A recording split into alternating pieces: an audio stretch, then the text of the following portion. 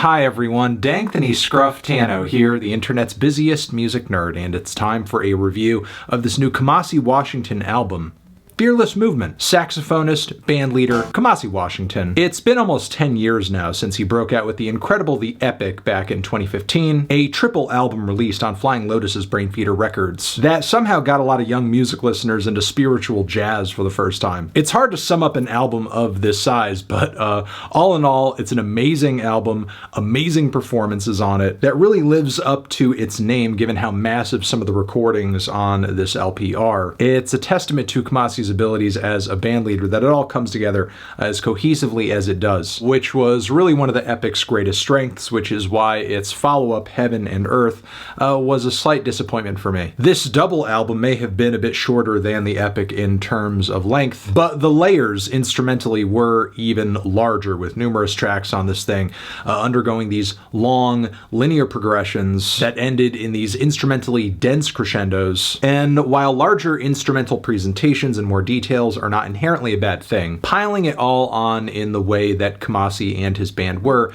led to a lot of these tracks kind of losing the core dynamics that make jazz music so appealing to begin with. So with that, I was kind of wondering if there would be a change of pace or a realignment for the next record Kamasi would eventually release. In fact, I even presumed that would be the case, given that some of the singles in the lead up to this album over here seemed like they were kind of going back to basics for Kamasi. There was The Garden Path, which is certainly grandiose in its own right, with its stacked high horn layers and huge group vocal passages, but none of that takes away from the rhythm section, which is still absolutely fire, just really the engine that fuels the entire track, and a majority of the song's runtime is devoted to band chemistry and great solo passages, which could also be said of the closing track to this thing, Prologue. In my opinion, this track is an even more intense ride and features some fiery theme melodies and some space-age synthesizers too, which bring a kind of intergalactic energy. There's also Dream State featuring Andre 3000, which is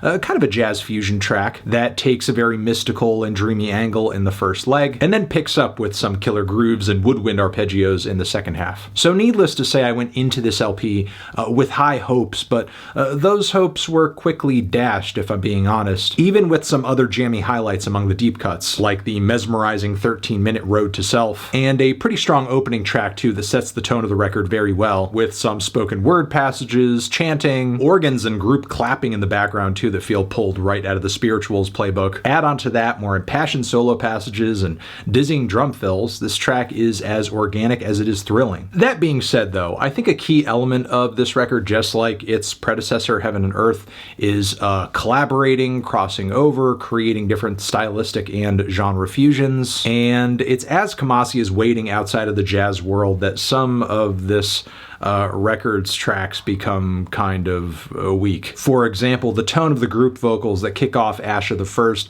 are just theatrical in the worst possible way. Meanwhile, the rapping that is all over the second half of the track just doesn't really fit the vibe. Like, obviously jazz and rap music historically have a lot of crossover appeal and have melded quite well over the years too. I just think there are rap styles that would have fit over this kind of instrumental a lot better. Surprisingly, in the track list, there's also a cover of Zapp and Rogers' tech age romance synth-funk classic Computer Love, which Kamasi and his collaborators string out in a very dramatic fashion. And personally, taking the song in this direction, I just don't really get a lot out of it. I mean, obviously it takes a lot of creativity and imagination to flip a track like this on its head in the way that this album does, but the silly, tongue-in-cheek, kind of retro futurist camp of the original recording is like so key to the song's appeal. And hearing that stripped away for this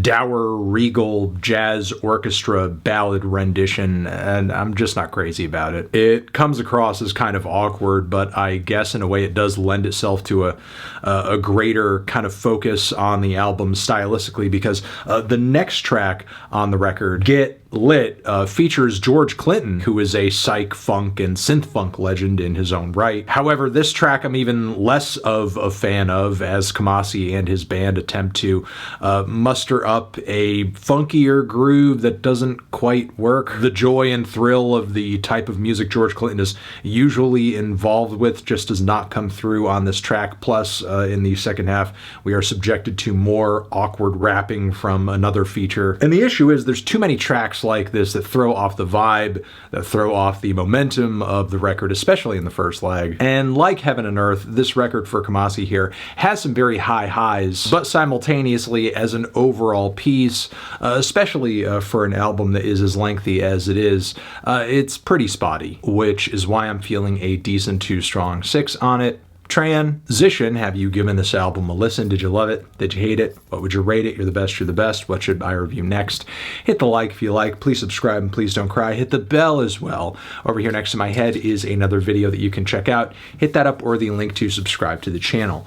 Anthony Fantano, Kamasi, Washington, forever.